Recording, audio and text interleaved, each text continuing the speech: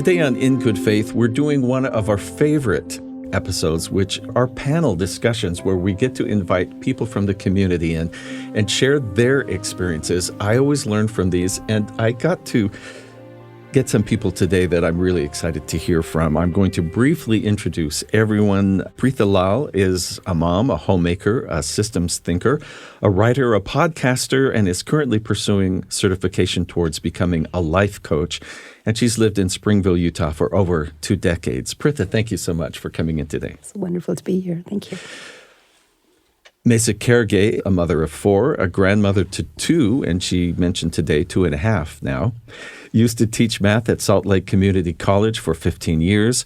She sits on the Holiday Interfaith Council in the Salt Lake Valley, as well as manages and runs the Islamic Speakers Bureau. She volunteers her time teaching, and for 10 years was at the women's prison teaching and helping local refugees. Thank you for having me today. Pastor Luke Miller moved to the community from South Carolina. He is the pastor at the Living Water Mennonite Church and Christian Ministry, and they've got a brand new church in Provo, Utah, that if you're in town, you should go see. It's a beautiful building. Pastor Miller, thank you so much. It's good to be here.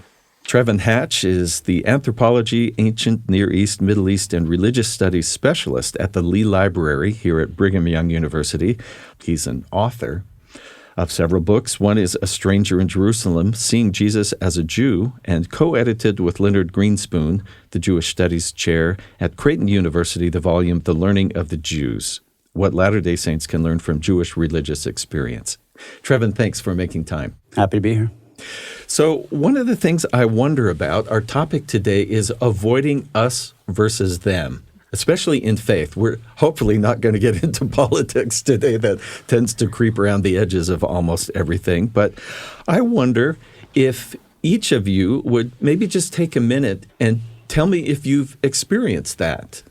Maybe what causes us versus them? Have you seen it in maybe in your own congregation or the community or in the nation? Yeah, I guess for myself, as I think about the way that we have been created, as God has created us as in His image, which essentially means that we are people of choice. And so I think it's very important that we respect each other from that standpoint. No, we don't always believe the same. We don't always practice things the same. But because we are part of God's creation, He takes glory in His creation. And so because of that, I can respect other people because of who they are, not necessarily because of what they believe. In terms of us versus them, your question, I think the reason we get into that zone is because innately we're different. We look different on the outside. Intrinsically, we are not. But on the outside, we appear to be, whether it's the way we dress or the way we are, the way we behave, the choices we make. And so given individually we are very used to our own universe, when we see something that is unfamiliar, just coming from a systems thinker's perspective, change is hard. And to accept that change innately is also hard. And so just to answer your question of why we face it, and given I'm from India, a land of diversity in every way, shape, and form, that is, I think, primarily the reason is because we focus on the differences we have because they are just more visual than what we have in common that's more internal. I don't feel like I personally have a them versus us mentality, even though I do look different. I wear a scarf in public, and so people might feel I'm very different. But I choose to act like I'm not, and eventually people accept me for who I am and realize we are not different. So I'll mention without getting too nerdy, I jotted a few notes to trigger my memory, but one of the names I jotted down was Vamek Volkan. He's one of my favorite scholars to read, and he's a political psychologist and a 4-time Nobel Peace Prize nominee. And he's written books for 40 years on regional conflicts. And one of the books he wrote was called The Need to Have Enemies and Allies. There's a psychological need that we, as individuals or communities, without even realizing it, we size each other up and we say, oh, that's the other person. And he talks a lot about the reason why he was a Nobel Peace Prize nominee is because he's dealing with communities like the Greeks and Turkish people, or Israelis and Palestinians, Portuguese and Spanish, all these different communities that have had conflict, and it's usually with their neighbors. I always thought that people would have the enemy be the one they don't really know. I didn't think it would be your neighbor, but someone that you're ignorant about. And that's why I like to teach people so that there wouldn't be that fear or... Yeah, that's certainly there. And I think some of the issues he brings up are people like Sunnis and Shiites, or tell my students, who's writing critical literature about Latter-day Saints? It's not Buddhists. It's people like evangelical Christians where we share the same space geographically and ideologically. So there's certainly people that we're very unfamiliar with. If they come into our space and we get nervous, yeah, I think both are true. So I am from a community that is known, like if you ask about the Latter-day Saint community, yes, they send out missionaries and try to convert the world. And that almost sets up an us versus them. I think everyone wants to share what's important to them. But are there ways that we do that better so that it is sharing rather than I intend for you to change what you do and do it more like me? Have you seen how that can work? So as people, we're very relational, and I think we serve a relational God. So I think it goes a long way when we can come, not prejudge somebody before we actually get to know them, and we actually build relationship with them in a way that is actually God-honoring, in a way that actually makes them feel like they have value. Because when we come at people and try to cut down their core beliefs or cut down who they are, it just closes the door for that conversation to flow and actually learn from each other. I have several experiences around this, but they all stem into one thing. I have been fortunate to have many missionaries come to our door. And when I have opened the door, I've said I've been a student at the Y here. I follow my own faith. And the moment we started talking, and I said, I know why you're here, and I really love and appreciate what you're doing. First of all, if it's summer, then you're going to have a drink. Secondly, I'm going to send a picture to your mom. This was before they could contact their moms more than on Mother's Day. And what is interesting is they were just so receptive, and they wanted to know what I'm doing. And I wanted to know where they're from. And it was a very easy conversation, and precisely what you said, Steve, because no one was trying to impose anything on one another. We were just trying to connect relationally, like Pastor Luke said. So, yeah, if you connect to the basic goodness in an individual, everything else just falls in place. In my faith, we don't have, per se, going on a mission. But the word for missionary in Islam is called dawah. Dawah means an invitation. So we like to invite people to learn and understand our faith, but not necessarily forced to convert, or that's not the goal. Let's put it that way. So if they were inspired and they want to join, we're happy to receive them. But if they don't, we're very happy to accept them and respect them for their choices and their lifestyle. Yeah, and I have to say that in Salt Lake City, I've been invited to iftar meals during Ramadan. And by the way, thank you for the sacrifice you're making to do this while you're fasting during these days. It's no problem. We're used to it. Okay. And also, I've been very welcomed after Pastor Luke Miller was a guest on the show previously. But after that interview, my wife and I realized how close we lived to where you were meeting as you were building the church, but meeting in a house. And so we felt so welcome when we arrived to attend services and really appreciated that. And then we came to a potluck, and what we had was applesauce because my wife makes it. And the first thing the lady said was, "Did you know that's a Mennonite thing?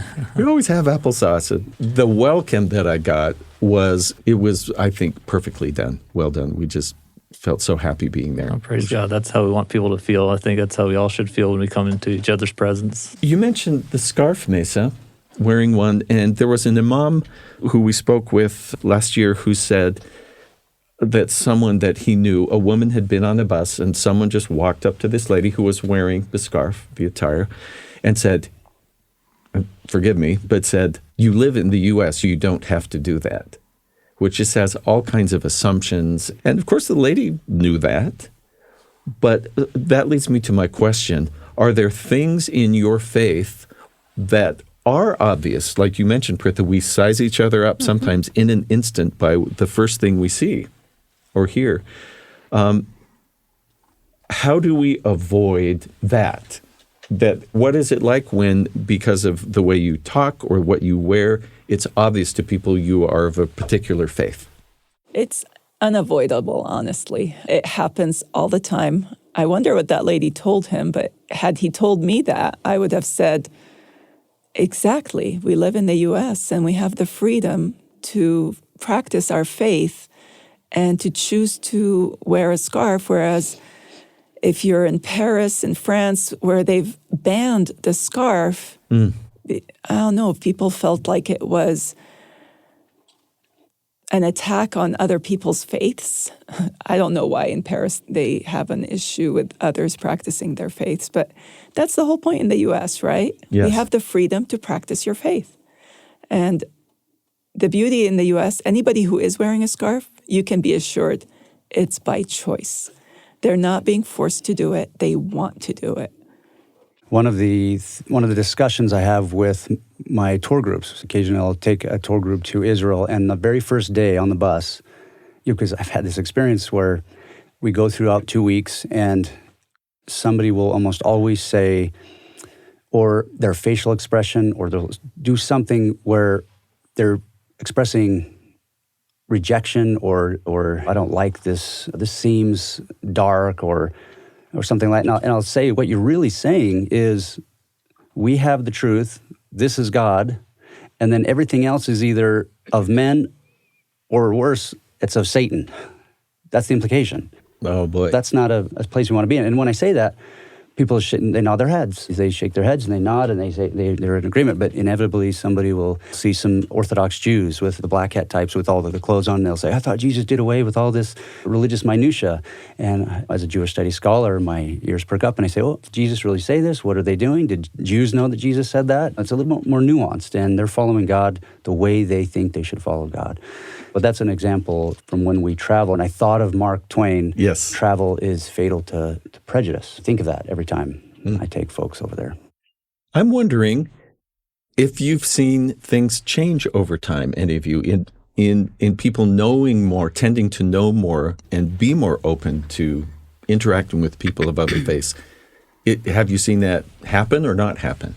I think I have seen that, and as people are more exposed to other cultures and other religions and other people, other ways of believing or thinking, because we often interpret life through our experience. Yeah. We've had a certain number of experiences in our life, and we see somebody else doing something different than what we would do. We often judge them through our life experience and our studies, and instead of actually always going over them, asking them a question. So, tell me about your faith or why you're doing this. And I think too often we miss a lot of opportunities in actually building bridges or actually speaking into the lives of other people because we're too quick just to be judgmental and say, that's not where I am. I think you brought up a real key, which is willingness to be curious and ask questions. I think sometimes we don't, out of fear, I don't want to say the wrong thing. Will I offend someone? And for instance, Mennonites sometimes are recognized by their dress. How does it feel to you if someone says, "Can you tell me why this is the tradition?" Oh, I'm more than glad to open that conversation or continue on with that conversation. It is something that we face. I know we don't necessarily fit in mainstream society. Especially our sisters look different, but we also recognize and appreciate the freedom that we have to practice our beliefs. And as we look at Scripture, as we look at the Bible, to us, we see that the principle of modesty.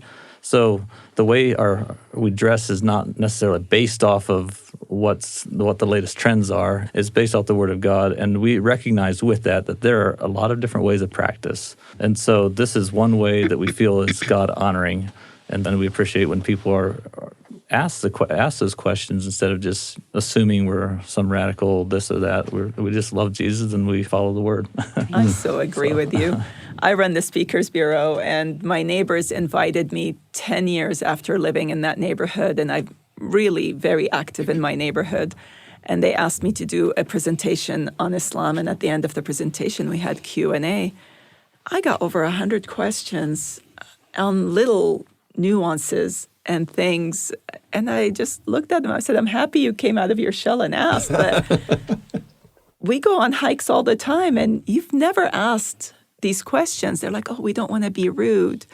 I'm like, no, please be rude. It's not rude. Just ask the questions. We're happy to share. Sorry. Go ahead. I completely think in the 25 years that I've been in this valley, I've been in Springville for 23 of those 25 years, there's been a huge change. The vending machine selling Coke in BYU. I graduated in 2000. No vending machines selling Coke in BYU. But the point is, my little girl, for the last 10 years, actually, no, for the last 8 years, she makes these little lamps during Diwali, which is our Hindu festival of light. And she would give it to a couple of her friends, maybe one of her teachers. Now, it has grown to the point where she gives it to many more of her teachers and several of her friends. And they all not just receive it with so much grace and love, but they light it on Diwali because they ask me, Pritha, when are you going to light it? So we light it. They light it at that night. They send me pictures. But moving on further, there are other friends who make their own lamps, get their own little candles, and they're not of the Hindu faith. So what that tells me is communication has helped immensely. And we have been able to create a safe space where people can ask those 100 questions, like Maysa said. And that the representation of spiritual light is common. Precisely. And when you talk about was it the 7 virgins with the lights when they go to the bridegroom, my favorite LDS painting. And what Pastor Luke mentioned, the experience. COVID itself, for all the bad things it has done, it has also drawn people closer at a very deep level of knowing what is important. And while we were all home in our separate places across the world, we fell back on certain things. And as it's all filtering out, I personally find I can connect to more people because we've been through a bad time together. And that bound us in its own a deeper way. So I completely concur on that experience thing. It's a huge thing. Yeah, common suffering can bind people. That's why family vacations make us closer. Yes. Because it's not all pretty and positive all the time. I prefer to bind over a good meal. There's a key. From my perspective of someone of an insider here in the Latter-day Saint Utah culture, I've been pleasantly surprised just even a week ago when we had Holy Week. And for decades, and even more than a century, Latter-day Saints haven't done anything or very little with Holy Week, last week of Jesus' life and all those symbols. But Dr. Eric Huntsman is the director of the BYU Jerusalem Center, and he and I wrote this book recently on Holy Week. And we weren't sure. What we wanted to do was to help Latter-day Saints feel a deeper connection with this week, because historically we've pushed everything away that was remotely Catholic.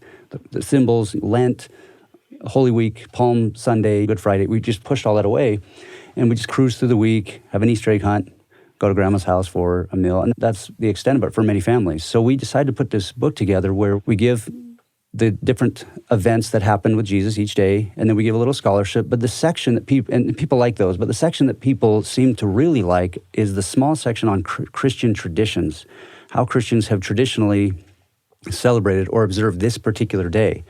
And it's gotten so much, not the book, but these ideas where podcasters and people, even the general authorities of the church in their general conference last week were mentioning this left and right, and this groundswell where people were excited. And I had my own congregation say, hey, why don't you I do a little Holy Week Last Supper meal is what I call it for my family.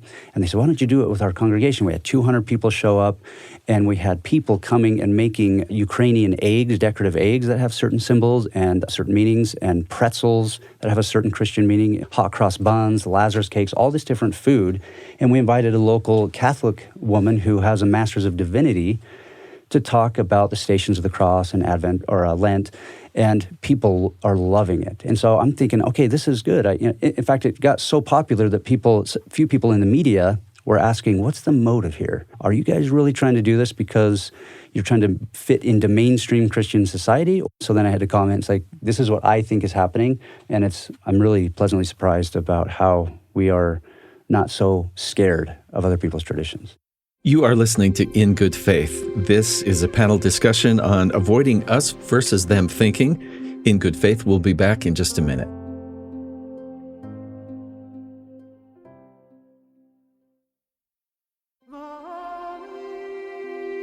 Welcome back to In Good Faith. Today is a panel discussion about us versus them thinking. This is not a how-to, this is a how not to.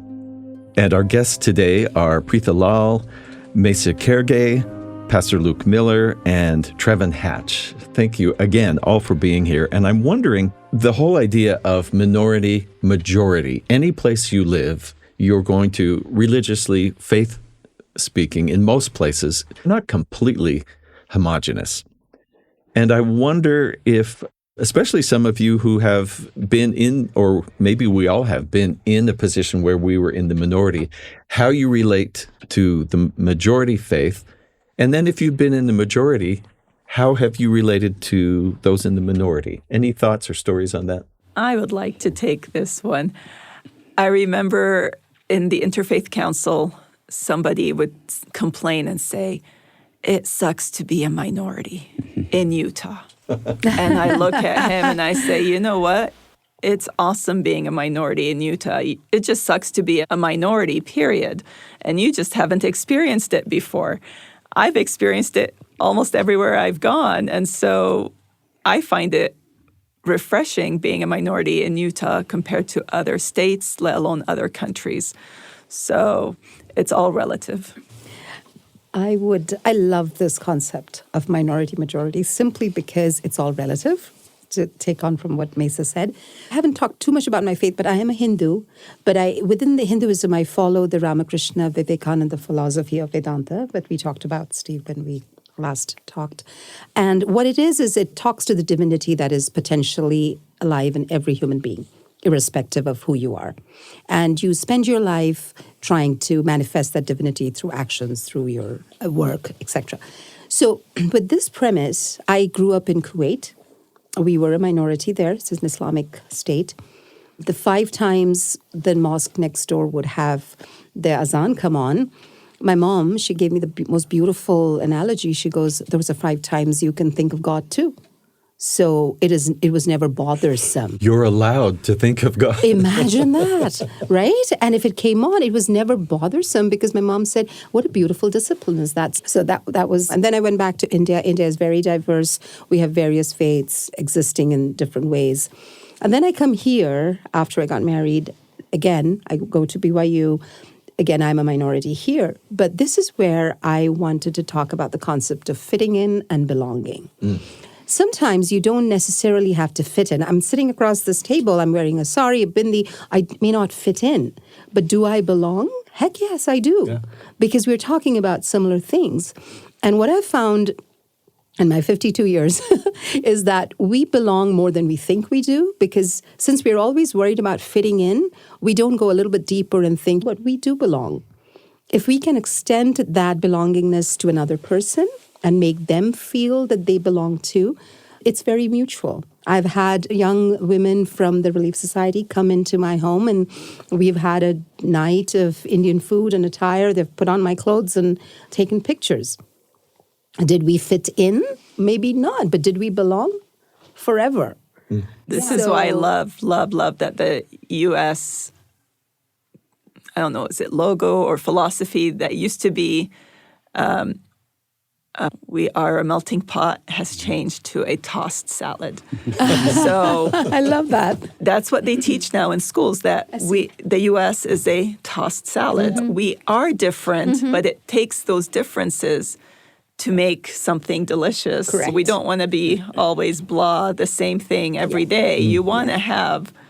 You have the variety. You have to have the variety. That's where I come from. So it's kind of part of who I am. But I find that refreshing when you can speak to that and receive that. And I've loved stories I've heard from people from India who said, during Ramadan, we sent these certain foods over to our neighbors. Exactly. During our festival, they made our traditional foods and sent their kids over with It's so with them. seamless. It is so seamless. Diwali, Eid, it's all seamless. Just a reason to celebrate. We celebrate every month because there is some faith celebrating something, so we're celebrating. So, yeah. I think being a minority is actually good for a person, and everybody should experience it sometime, because what it does, it brings us often brings us to where we actually start asking questions. When we're the majority, we can just go with the flow, and when our leaders say do this, it's pretty easy that's just what's accepted, so that you just do it. When you're a minority and you don't go with the flow, you have to often think a little bit deeper maybe and say, like, why? So why am I where I am? Why do I believe what I believe? Yeah. And is there purpose and meaning? Because people ask you a lot of questions, yeah, that's right? So you have to know your faith to answer people's questions. You have to be ready to answer those questions. So it actually is good for our faith. That way, in our quest for truth, that as we're approached with things that are different than what we believe or different than how we would practice it, we actually look at those things and say, is that what God wants for me? Is that truth? I often tell people that it doesn't really matter what you a lot of people say, well, I believe it, so it must be true. That's not necessarily true. Truth is truth, and we choose to believe it or we choose not to believe it. And we're on this quest to understand God and understand truth, and God is truth. So it doesn't always matter what a person believes as much as that he's seeking God and God is open to God to allow God to show him truth so that we actually can follow him. So in a lot of ways, minorities, it's a blessing to be a minority. Jesus gives us this concept of the broad way and the narrow way. And he's very clear, there's only a few that will find it. The broad way leads to destruction. The narrow way leads to life everlasting. And there again, we come to that place in our lives, we need to come to a place in our lives where we're wrestling with truth, and we're wrestling with what's right and what's wrong, and where does God want me? How can I actually bring glory to him? We don't always like being in the middle of a wrestle. We like to have everything all figured out, but I think that's a part of maturing is to be willing to experience that. It is, and without the valley experiences, we don't have mountains. You have to have valleys to have mountains. And I like how you said the way you put it, where as a minority, it forces you to ask questions, not just about the majority group, but about yourself. At least that's what I understood you're saying, and it's good for your identity development. The time that I felt the most proud, I guess, of my family situation when we were living in Baton Rouge, Louisiana, and my kids were in a school where they were like one of only 3 white kids in the whole class. And I'm thinking, this is great. They're going to learn a lot in their first, second, third grade.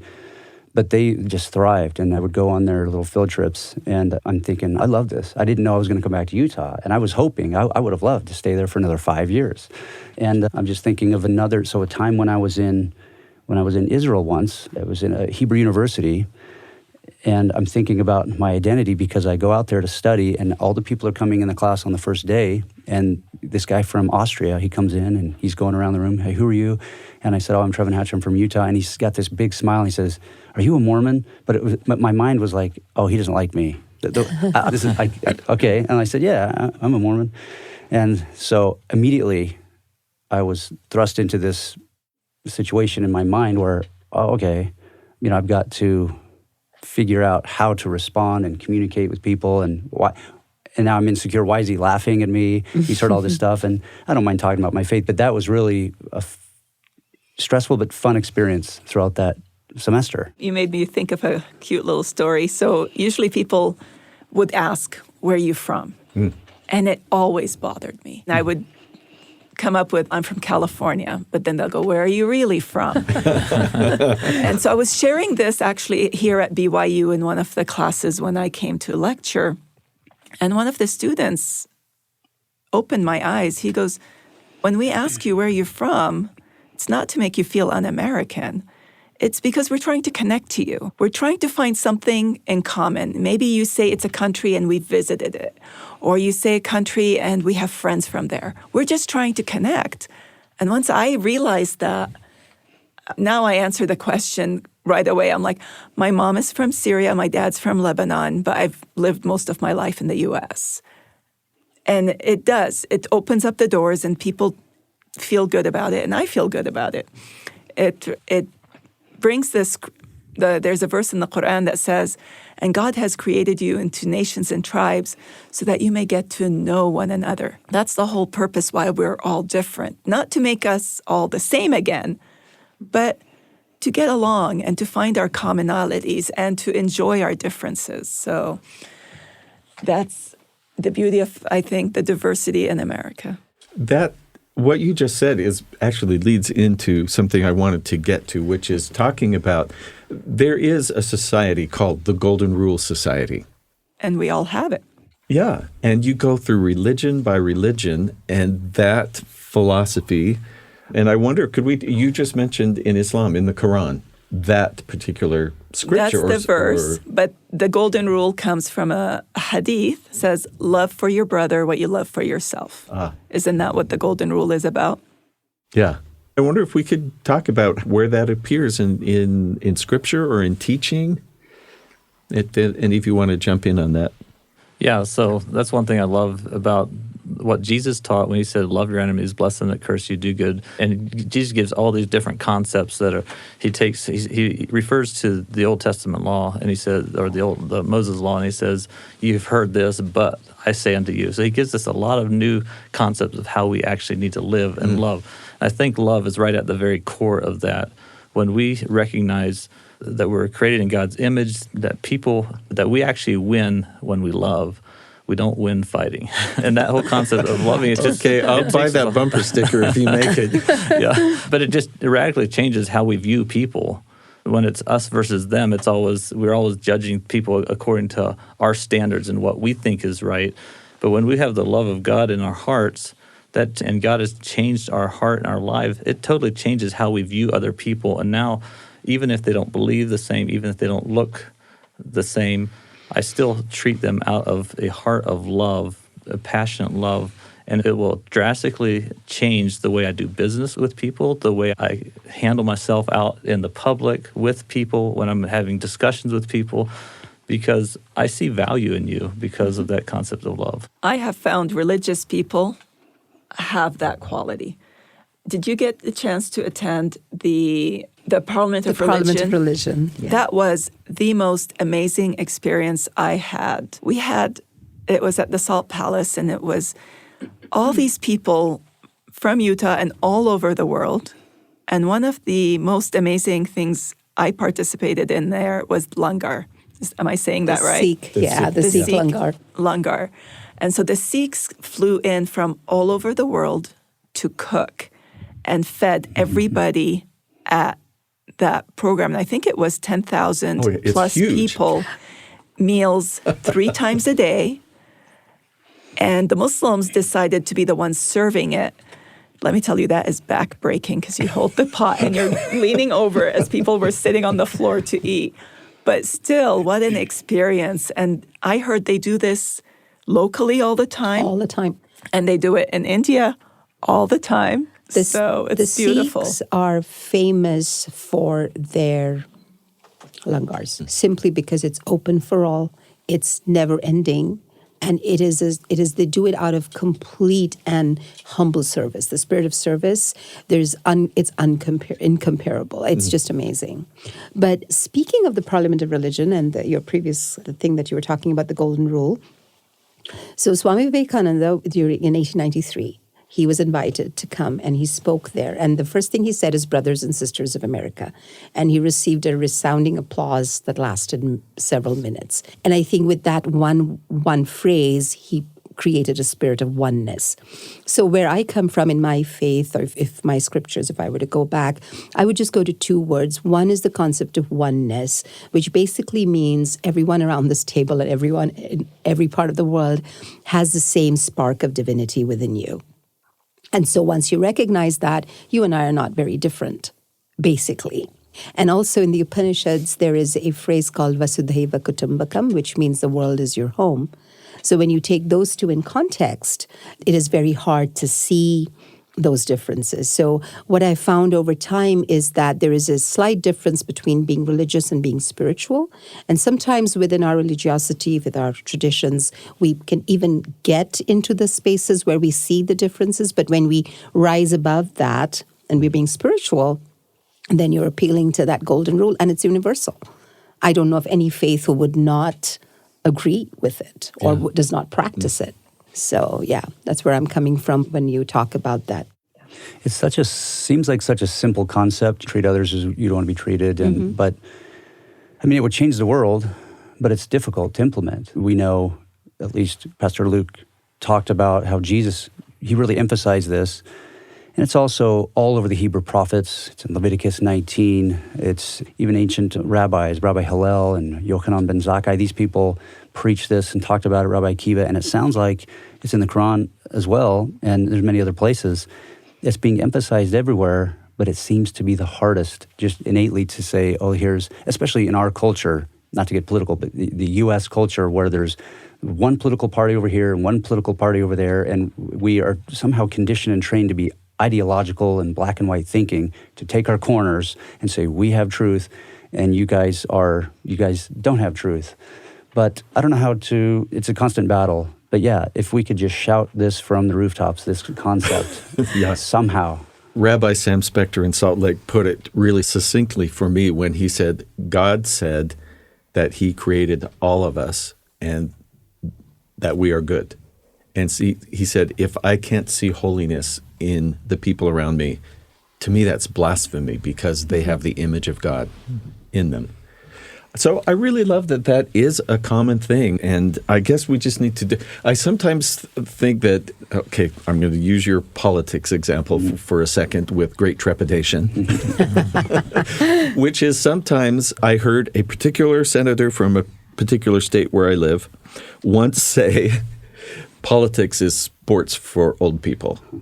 And I wish we would be less sports influenced. This is my team, that's your team, win or lose, rah, rah, rah, and more influenced by what we've just been talking about, which are the actual teachings of the faiths.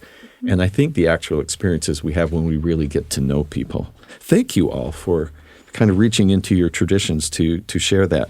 Steven, I've got a question. And if it's too long, and we can cut it out. But I'm wondering with my co-guests, is what do you do with people who are insiders who then turn outsiders? They leave your community, or for us here we have people who leave the LDS Church, and they immediately become haters. Yeah, and from their perspective, sometimes they say, I had all these friends in my neighborhood. They won't talk to me, never asked me what the problem was. Just lost a lot of friends. Some people have lost, if they had a certain business, local business, they've lost. So what about that? How do we, and I know how we have treated people who are of the post-Mormon or ex-Mormon or nuanced Mormon, whatever the term is, and what they say and what other people say about them. Because this is our God's truth, and you're just simply outside of God's truth. I'm just curious, what about that in your faith community, how that dynamic works and how to tackle that? So within Hinduism, if somebody were to become a Christian, that is not something I've encountered, but I have encountered mixed religion marriages, and they're just an individual living their life, living their faith. Whether they've chosen to convert or not convert is entirely their own. But I do have friends in the Mormon community who have left the church, and they have faced a lot of sadness because of that. And we've had long conversations on this. And I think when I look at it from the outside, and people are very feel comfortable confiding in me because I'm a very impartial third-party listener. So family members from both sides have sometimes spoken. But I think the reason why that becomes a dissonance is because somewhere we take the standards of religion to define that individual. And if they are not following those standards, that individual is no longer worthy of that respect. And so for me personally, we follow this concept of serving man. We serve God when we serve man. So if God resides in us, then no matter what faith they're following, that is what defines them, not the singularity of it. Does that make sense? So that's where, but I guess it's like when we discipline little kids and we say the action is bad, the kid is not bad. I guess I have to think about why do we respond in certain ways when people leave our faith or leave and go a different direction. And that can get ugly sometimes, because often what we're telling them is that I know the truth and you don't. And that could be right or wrong. I'm not here to say that's one way or the other way. But the reality is God has created us as creatures with choice. Like, we all have choice. And so we need to respect, if nothing else, at least respect each other to that extent that they have the right and they have the choices. They can make those choices, and I can honor them as somebody who is created in God's image. I really believe that our places of worship are, as we follow God, what we have to offer needs to be something that is so attractive that we're not just pushing people, like when people leave, that we're not working from a premise that if we let our young people interact, or if we interact with them, they're going to influence us. And but no, we need to be anchored in our faith in Jesus. We need to be anchored in our faith in Christ. So as I encounter those that do maybe leave the faith, I still want them to recognize that I love them, God loves them very deeply, and I'm still here to serve and to reach and to speak into their life. Yeah, and that their worth as a person has not changed. Their beliefs change or circumstances change. And what matters is how we act and react. We have to still follow our faith and be kind and be good and non-judgmental, because in Islam, the word judgment is such a big deal that it's only God who has the right to judge us. As humans, we don't have the right to judge others. And so if we can just suspend that judgment, let God decide these things, and God is merciful and God is forgiving, we need to also be merciful and forgiving. So often we're judging them according to how we believe and say, I'm right and you're wrong. But isn't in our belief the idea of being kind and non-judgmental? But we should actually be looking into our own heart and saying, what have I done wrong? What am I doing? What am I doing that actually pushes that person? Why are they not feeling loved? Why do they not feel accepted? What's making them take that step? It should be reconciling those things in our own heart before we go try to... Oh, go ahead. I had just two words that had come up across the table several times as right and truth. And I think when we talk about judgment, we assume our truth is right. And the moment we make that assumption, instead of truth being truth, and our interpretation of truth could be right or wrong, then we are less prone to making those assumptions about people. You're listening to In Good Faith. Today, a panel discussion on us versus them, avoiding that kind of thinking. In Good Faith, we'll be back in just a moment.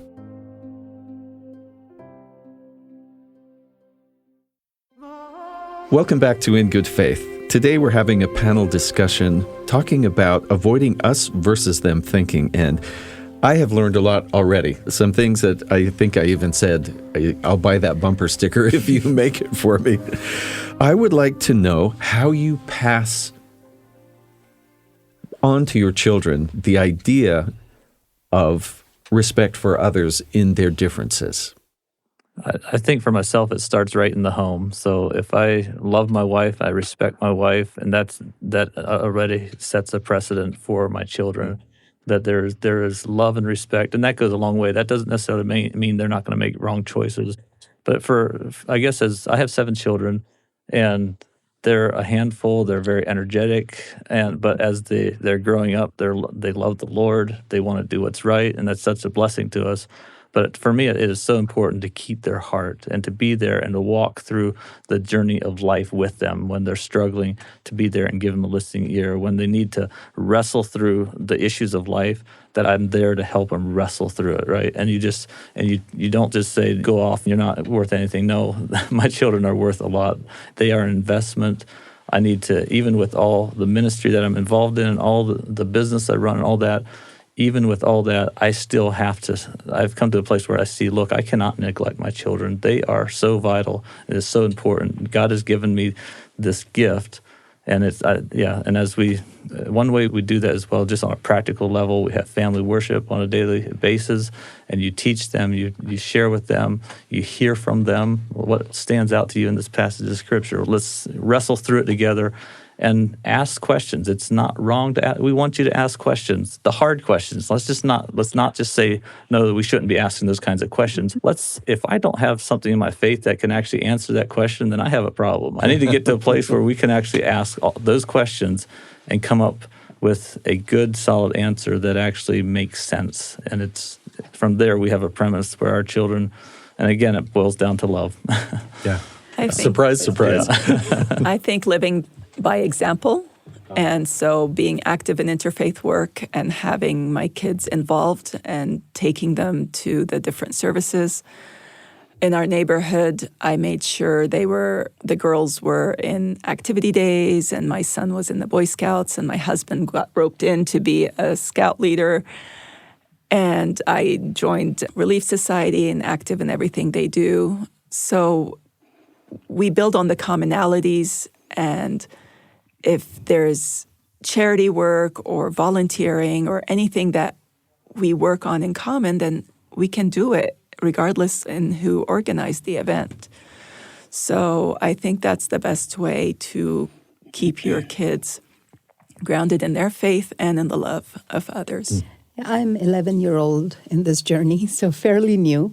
But I think given my daughter Pari is a minority technically in her school, being the only Indian of Indian origin, she's born here, and also only Hindu, I think she's constantly exposed to various types of thinking in various levels. So we have very open discussions at home. And also she does her mantras in the morning. There's a scriptural book she reads. We talk about that. We talk about the relevance.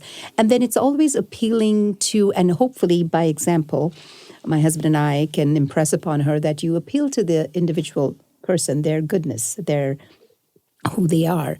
And she's involved in doing a lemonade stand for 5 years now, where she collects for the last time she was collecting for Ukraine and Uvalde. She raised over $1,500. Springville is a wonderful community. And I think that's been a way to bring people together too. And so she understands at a young age that if you have something positive to share, do it. Do it with good faith. To use a pun. So yeah, by example, for sure. Yeah. So it sounds like I'm in the same ballpark as you three. And so I wonder if I can talk about an extension of my children, which is my students here, our youth and young adults. Because as you were talking, I thought of a couple days ago, we were talking in class about Jewish practices of observing the Sabbath, and we were comparing it to our own. And there's some ancient Jewish practices that seem to outsiders, this is really odd and silly. You can take so many steps, or you can't build fires, or you can't tear or destroy anything, for example. So fast forward a couple millennia, and you have Jews today who, they don't flip on a light switch because that's actually technically starting a fire, or they won't on the Sabbath go into their bathroom and tear toilet paper. So what they do is they put timers on their lights, or they pre-tear the toilet paper, or get a box like that of tissues, And there's a woman, and I brought a little quote here from Blue Greenberg. She wrote a book called How to Run a Traditional Jewish Household. She says, to one who is completely unfamiliar with the law, it almost seems petty and silly to go to such lengths over such a little thing as throwing a light switch. But this is one of the many basic steps in creating that special aura of Shabbat. Preparing paper in advance seems so remote from holy time. The objective outsider might say, this is pure legalism and highly ridiculous. There's no work involved in tearing a piece of perforated toilet paper on the Sabbath.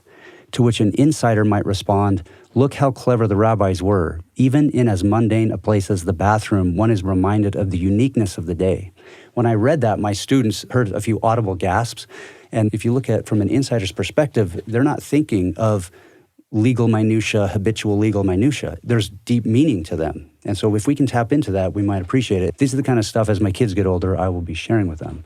Sometimes on a game show, which we're not, there will be a lightning round. And so these last two questions, I'd love to keep to a sentence or two. What you just mentioned, the welcoming of Shabbat, honoring of the Sabbath. This is something that I have learned a lot from my Jewish friends. That's something I admire.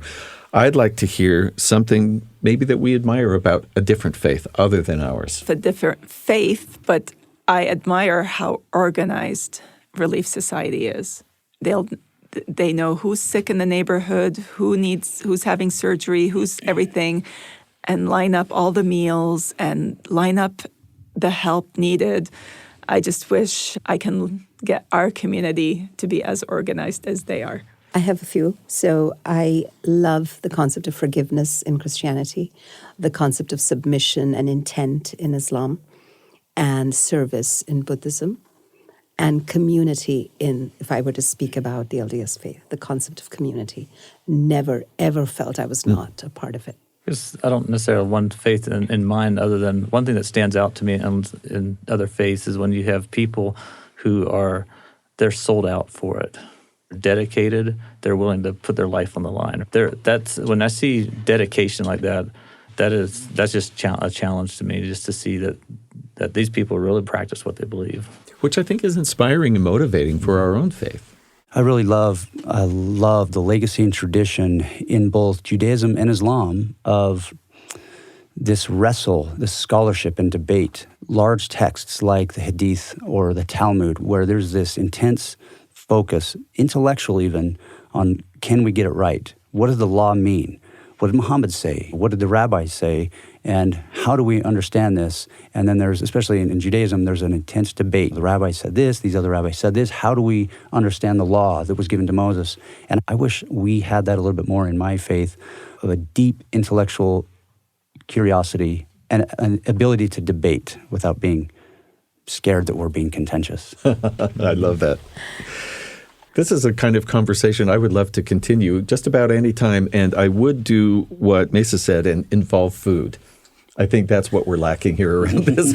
Tables are for food, right? I was at a prejudice conference, and at the conference, they had all these big-time speakers, and then it was my turn to speak, and I said, you know what? You want to break prejudice? Just invite someone for a meal at your home, and you will build that bond and friendship. Well, at the end of the conference, this total stranger walks up to me and says, we would like to invite your family over for dinner. And it really took us by surprise. And I told my husband, and my husband's like, no. I'm like, what do you mean no? He goes, I don't know who he is. I'm not taking my family to a whole stranger's home. I'm like, that's the whole point. We're going to build a relationship. And so very hesitantly, we took our 4 kids, and they were young at the time, and we went to their home, and we had a wonderful dinner, and we forged a friendship. And it really is the way to build a community and a relationship. So I highly recommend it. That's a good, let's end on that thought and carry it out in our lives. Thank you each, Pritha Lal, Maysa Kergaye, Pastor Luke Miller, and Dr. Trevan Hatch. Thank you each for speaking with me today in good faith. This episode was produced by Heather Bigley. Our production team includes Leah King, Tanya Lockett, and Katarina Martinich. Our sound designers were Daniel Phillips and Dallin Jepson. In Good Faith is committed to the idea that we all benefit from hearing people of widely varying backgrounds share their personal experience with faith and belief. In fact, we think people with such experience deserve some of our best listening. If you like the show, we hope you leave a comment or review where you get your podcast. Or better yet, share an episode with a friend. Find us on Twitter at InGoodFaithPod, on Instagram and Facebook at InGoodFaithPodcast. In Good Faith is a production of BYU Radio. I'm Steven Kapp Perry. I hope you'll join me again soon, right here in Good Faith.